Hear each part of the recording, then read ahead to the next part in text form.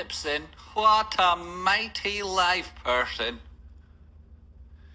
So the interesting thing to look to on LivePerson, we'll start on the daily time frame. The downward slope in broadened information has encompassed everything in this history since they borrowed money back at the COVID times.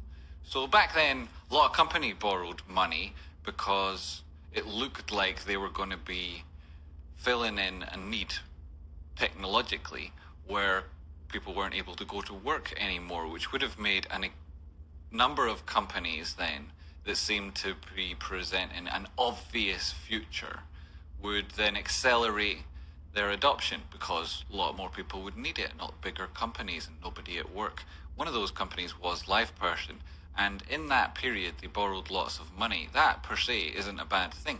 When you're hot property, it's a good idea to borrow money, and depending on who you borrow it from, same difference. It can be a really big advantage in that partnership, and LivePerson got one of those benefits, which was the partnership with their creditor.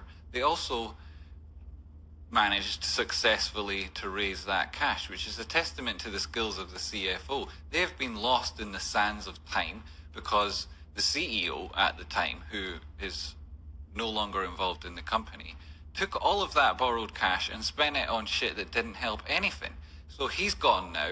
The CFO who did all the hard work, we've still got him, which thank goodness, because he's a total legend. We've got a new CEO who has a very strong track record with turnaround companies, and he's already achieved one of the 3 objectives he's got with regards to compensation through stock performance. So really well rewarded, serious guy, and this is a real opportunity, right? And since all of that happened, price action under a lot of pressure because it becomes an existential concern if you don't grow to meet the expectations upon which you borrowed the money. And that growth wasn't delivered through COVID lockdowns, nor was it through acquisitions by the previous CEO, but it is now being delivered the hard way under the hardest circumstances by a new board, which have been installed in part through the partnership with that creditor, which is a great sign with regards to, is that debt an existential crisis or does it have flexibility and opportunity? And when you look at it even more deeply, they refinanced a large tranche of it that was going to be coming due 2026 or 2029, and it may be that a similar or not so different facility is provided for over the next 6 to 12 months. And if we see that happening, it'll be a massive boon to the stock price because that's the only thing pushing it down. They've got every other duck in a row and they're all wearing hats. So price action, if it does manage to break this downward slope in diagonal, that would be ahead of seeing the fundamentals released to the market so that everybody had oversight over the turnaround that we speculate on.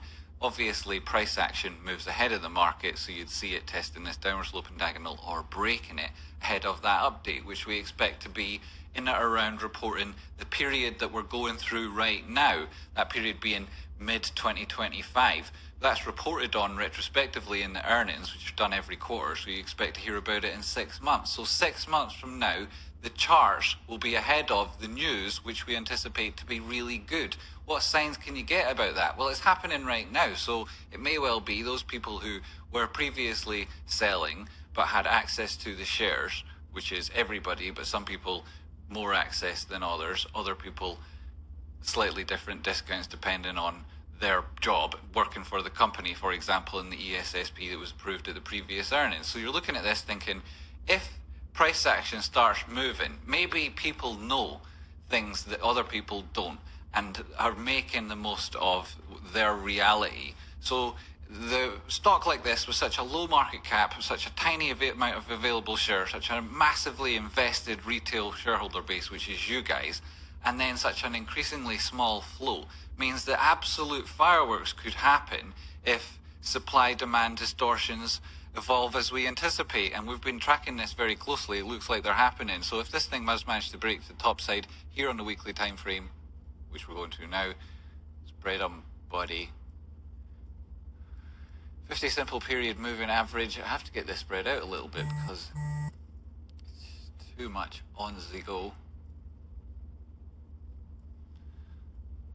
Weekly time frame, and I'm not getting the 50 simple anywho because it hasn't been around long enough. Daily time frame, back to the business end. There's Well, we wait for the moving averages to come back. There they are.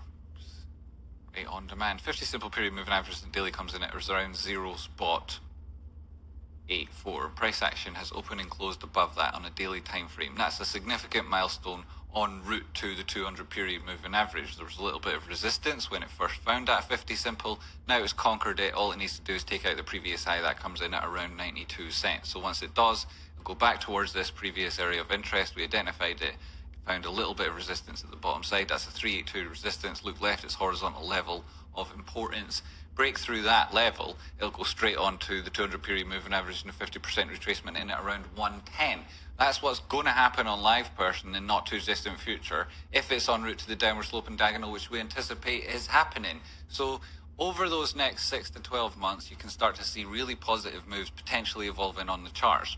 And while there was potential opportunity to day trade this thing back when it was going through big percentage moves back down towards 60 cents, if you were accumulating then and only just started your position, now that opportunity is fading because the chances of getting cut out on the move that would make you far more money than fannying about like a twat with fuck all down at 60 cents, that opportunity is now going to be lost to those people who got too greedy. This is where it starts to make big ass moves.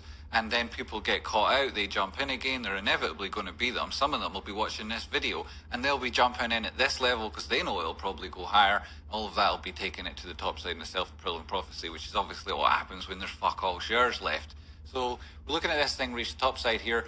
RSI, you can see on the daily time frame, covered its own moving average back above the center line, testing that level. It finds support here. It's also at a 236 and at 50 simple period moving average. I mean, you stick all that together, the probability is ridiculous. And then you go down to the 4-hour time frame where you expect to see a touch of velocity if that was true.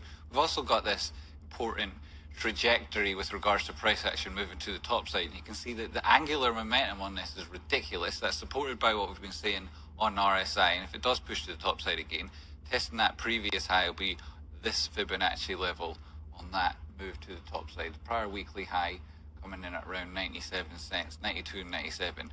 And then the 4-hour midpoint between this important levels in at around 1.04. But I don't think that's going to be a rejection because the other time frames have really got it on LivePerson, taking precedence in terms of those signals and support and resistance. Down to the 1-hour time frame where you see on the 4-hour and on the 1-hour, there is a 236 here at the bottom of a previous gap. On the 1-hour time frame, there is that gap. It's still present. Price action's departed from that zone at pace. Does a gap always get filled? Well, it's debatable because always hasn't finished happening yet. An awful lot of them do. Do they get filled as soon as they're made? No, which is why we have this conversation in the first place, right? It's not who built the pyramids, was it ancient technology? No, it's just there's a fucking gap. Maybe it'll eventually get filled. You know, there's things to look to. Much more of those with much higher degree of importance have been mentioned in the last few minutes. So that's LivePerson. Look at it on the lower, tiny, itsy bitsy time frames. Everything looks like it could move to the top side here. You've got loads of reasons to find support, even down here. You just need to catch a little bit of move and it'll go flicking blonkers. And if tech's moving to the top side, which it might be doing because of the news coming out of China, well, it's coming out of Geneva, but you know, it's coming out of Trump's bazooka bum. That's where it's coming from. That might be positive for overall market, which would be great for LivePerson. I'm open actually on the charts. Yes, I am. So what have I missed out on? Boom, LivePerson. Not that. I've definitely not missed out on that.